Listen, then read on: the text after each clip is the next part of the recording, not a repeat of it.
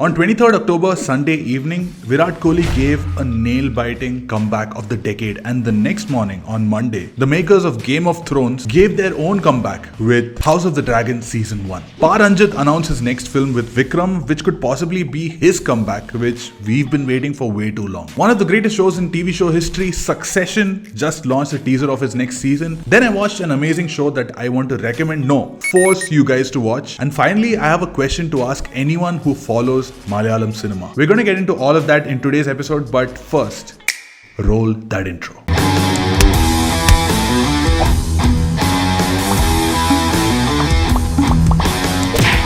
Game of Thrones is possibly the only show in history which went from being a modern legend that everyone was talking about to an absolute disaster that nobody wanted to talk about. It's like the Indians celebrating Rishi Sunak becoming the Prime Minister of UK and then watching his speech. And I will work day in, day out to deliver for the British people.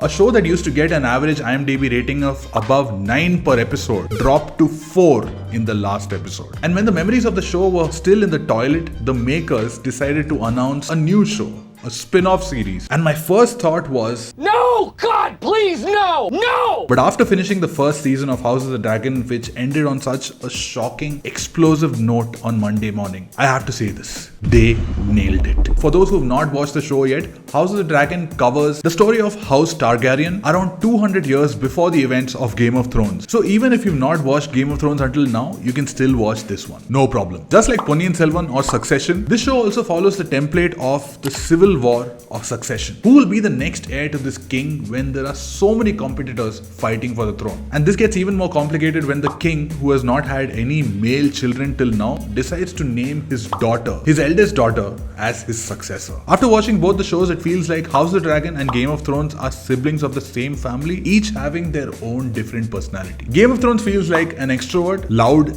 aggressive, has more shock value at frequent intervals, and uses grand action set pieces to keep the viewers engaged, whereas House of the Dragon feels like an introvert, quieter, calmer, focusing on the relationships and the politics between father and daughter, brothers and sisters, stepbrothers and stepsisters, cousins, best friends, exes, current lovers, and between houses that were always on good terms with each other, but you never know when those terms are going to change. And this is a huge risk from the makers, knowing what the audience liked about Game of Thrones and going completely against it in a different direction. Not constantly killing off characters, replacing action scenes with conversations, retaining the music of Raman Javadi, but choosing to go completely silent in some of the biggest moments. Like literally the biggest, most shocking scene that comes in the last 10 or 15 minutes of the last episode. The sequence is just filled with silence, which makes it so much more impactful. What really stood out for me though was the character development, starting with King Viserys, who's the most reluctant king, who's actually really noble deep down. You can see what he really wants in life towards the end of the first season, especially in that dinner scene, to be surrounded by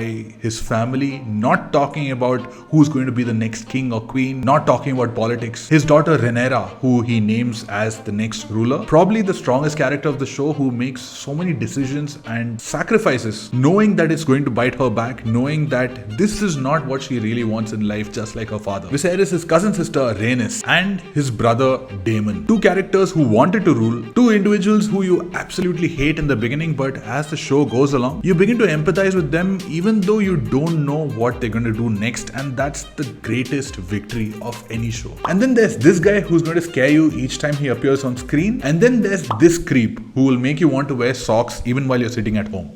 If you know, you know. Even the dragons. There are more than 15 dragons in the story, and they're not just different in size. Each of them have their own different personality, which is such a difficult task to pull off. I've been spending the last 2 days thinking about that last scene, looking at every House of the Dragon meme on Reddit that I can find, while I wait 2 whole years for season 2. But speaking of next seasons, the teaser of Succession season 4 has just dropped, and fans of the show, just like me, have been losing our minds. I've already made an entire video simping about Succession. You can go check it out here. It's easily one of my favorite shows of all time, and it's one show which keeps getting better and better with each season, just like some of my other favorite shows, Breaking Bad or Better Call Saul. On the surface, it's about a bunch of rich up people, but actually it's a strangely relatable story of a family, a father who considers himself above God, and his children who are just fighting with each other for his acceptance. But now the whole game has changed. The next season is going to be really interesting because the battle lines are clearly drawn. On one side you have Logan Roy, the granddaddy who's trying to keep his throne, and on the other side are all his children who will be fighting together for the first time against their father to take him down. If you haven't caught up with the show yet, this is your assignment. Take 3 weekends. Go to Hotstar, be patient with season 1, finish 3 seasons over each weekend, and prepare yourself for an intense season 4. One more announcement that I'm super excited for. Pa Ranjith is making a film with Vikram called Thangalaan. They just dropped this badass title announcement video, and beyond the fact that it takes place during the British rule, beyond it having Malvika Mohan in a Pa Ranjith film, which is going to be interesting, the real reason why I am so psyched for this is because hopefully this signals the rise of Vikram 2.0. If you look at Vikram's career during the 90s, he started out as a model, then became a serial actor, then a dubbing artist for other actors who were popular during the time, starred in a few films himself which failed, played a few supporting roles, and after almost a decade of struggle, he broke out with Bala's Sethu, a role for which he shaved his head, lost around 21 kilos, gave the performance of a lifetime, and it really paid off. After Sethu became a hit, he gave some back-to-back killer performances in Pitamagan, Kasi. At the same time, he also gave some commercial blockbusters like Dil, Dhool, Gemini, Sami. I mean, this guy was just ruling Tamil cinema at that time. And after Shankar's Onion, which was probably his biggest film to date, he's not had the best luck in terms of choosing the right films. He's mostly chosen films that allow him to wear multiple physical get-ups rather than showing off his performance, his acting chops. And then he fell into this loop. What he really needed was to work with some good filmmakers. And this year, he's done that with Mani Ratnam in PS1, with Karthik Subraj in Mahan, and most importantly, he's teaming up with Pa Ranjith, one of my favorite Tamil filmmakers, someone who has such a strong, unique voice, someone who tells original stories, someone who has the capability to bring even a superstar like Rajnikant into his world and show him in a completely new,